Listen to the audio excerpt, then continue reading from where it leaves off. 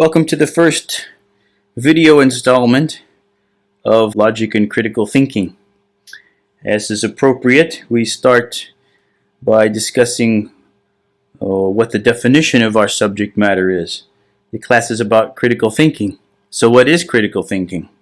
Well, we're going to explore that question by critically examining a possible definition of critical thinking, one that one might expect to find given an answer to this question. This is a common way of thinking of critical thinking, as you see here. That critical thinking is thinking that is free, progressive, and challenges the status quo. You might find somebody explaining critical thinking in these terms. So we're going to ask ourselves about this, consider what it means and whether it seems to be true as a way to sort of get into the question and to ask ourselves what critical thinking is. So you can see we're already sort of doing an example or practicing an example of critical thinking. That is, when somebody is going to give you an answer to a question about anything, but in this case what critical thinking is, you shouldn't just listen to it and believe it, but you should actually evaluate whether or not it makes sense. And in order to evaluate whether or not it makes sense or is probably true, you need to understand what it means, right? Because any definition of something should explain to you what that thing is.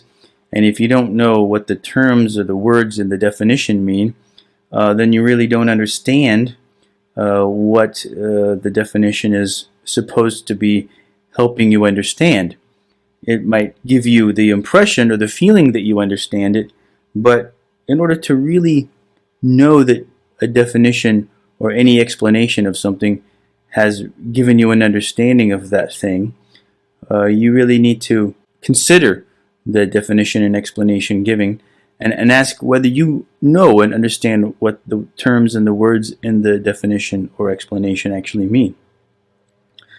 So here we have three terms, right?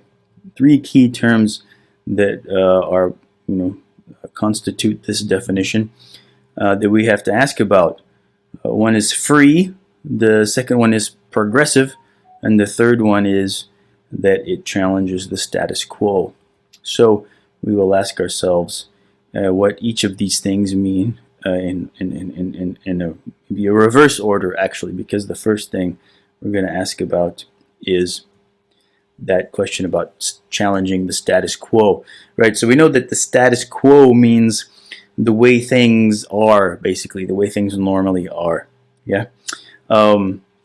Usually people use the term status quo to talk about the way things are in a particular social system or political system or cultural system, right? And we talk about the status quo normally in a context where we're seeking a kind of a change, right? So basically, if the definition is correct, then in order for thinking to be critical thinking, it should be thinking that challenges the status quo. So let's think about some examples. Are any of the following examples or any of the following thoughts examples of critical thinking? Here are three. Thinking that the color of the sky should be green, or thinking that everyone should wear their clothes inside out, or thinking that monkeys should rule the world. Well, if those were examples of critical thinking, then it would be strange to want to take a class in critical thinking, a course that should then be teaching you how to think things like this. Why would anybody want to take such a class? So it doesn't look like these are the kind of things that we are looking for when we're wanting to learn how to think critically. But yet, all of these ideas challenge the status quo, right? Because the color of the sky isn't green, everyone doesn't wear their clothes inside out, and monkeys don't rule the world. So they all challenge the status quo, but, right, as you probably point out, all these are stupid things to think. And you don't want to take a class that teaches you how to think stupid things. So we know that something can challenge the status quo and nevertheless be stupid. So unless critical thinking includes, thinking stupid things, we probably don't want to consider that challenging the status quo by itself makes a thought critical, right? And we probably don't want to say that challenging the status quo is even a necessary condition for making a thought critical. Because we would think that, right, a critical thinker at least probably would arrive at the conclusion that monkeys should not rule the world, right? And in fact, it's not the case that monkeys rule the world. So in that case, the critical thinker would actually, in fact, agree with this element of the status quo. And yet, I would think that they would arrive at that conclusion after reflecting on it critically, right? So it's not necessary that a thought challenge the status quo in order to be critical. And certainly it's not enough for a thought to be critical that it challenges the status quo. Yeah. So it doesn't look like that has much to do with critical thinking. Yeah. Let's go on to the next bit. The other thing it said that critical thinking is progressive, right? So what does progressive mean? That's important, right? What is progressive thinking? Well, it should be thinking that results in progress, right? Thinking that constitutes progress in some way, either by being itself progress or resulting in progress. So what is progress?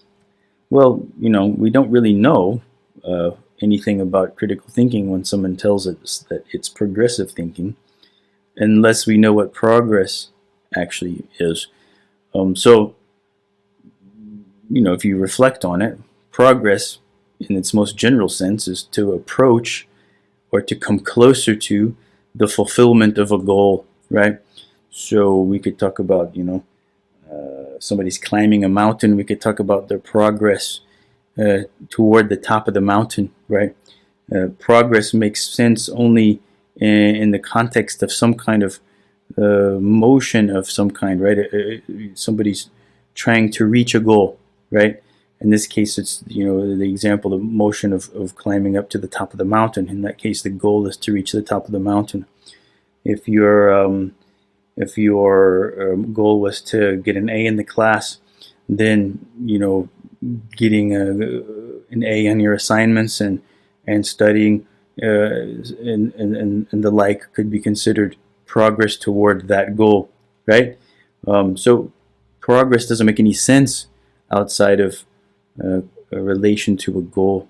Whether my thinking is progressive or not, sort of, that depends on what the goal is that that I have to measure that progress in relation to, right? So if I just talk about progress by itself, and I don't specify a particular goal, I don't really have any objective definition here of critical thinking, right? Because progressive is not really an objectively meaningful term.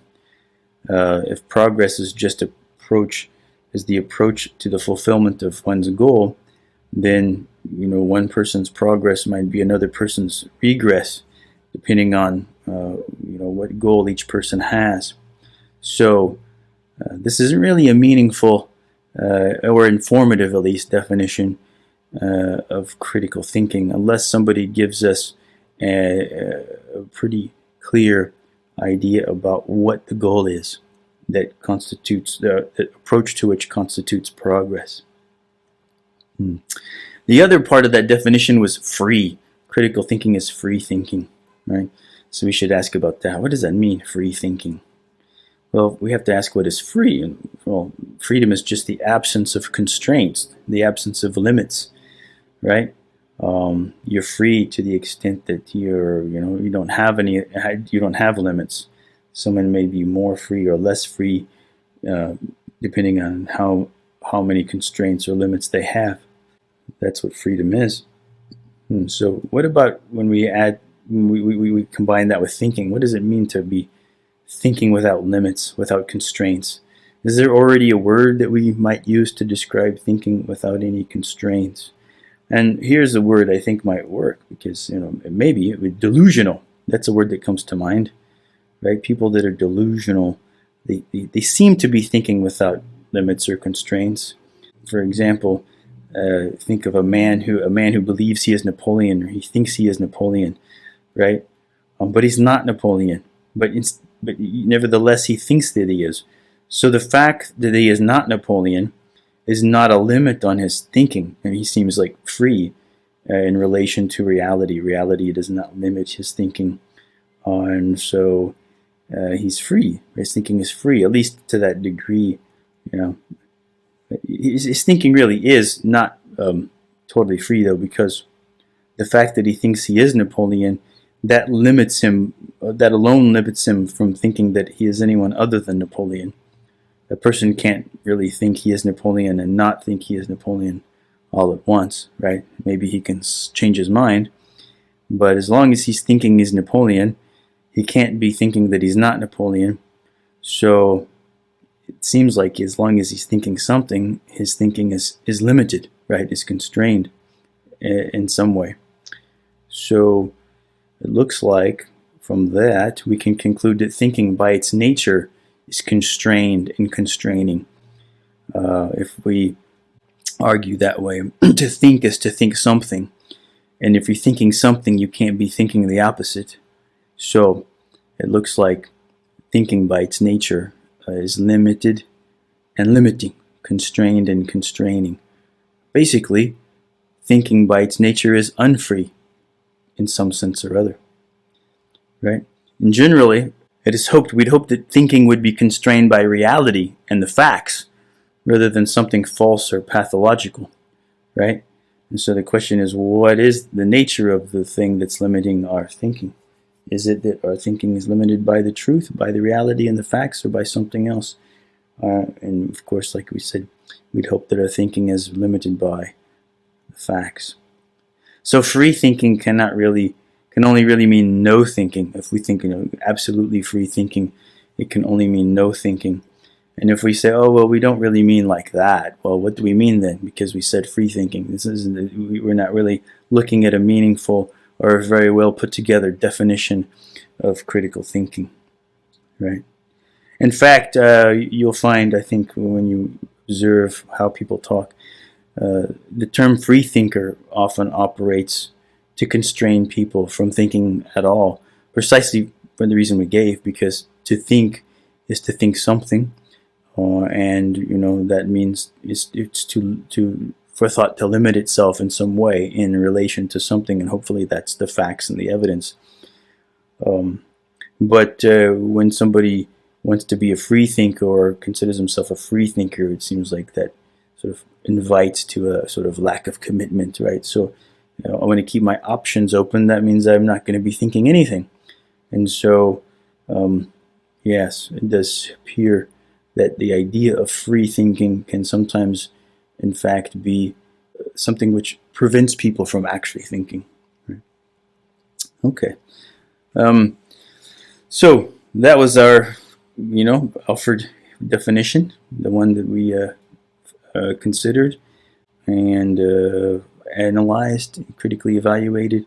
We asked ourselves what it means, and we found that it doesn't really seem to mean anything very informative, at least not anything very informative that seems like it would be likely to be true, or anything that we would want to learn in a critical thinking class.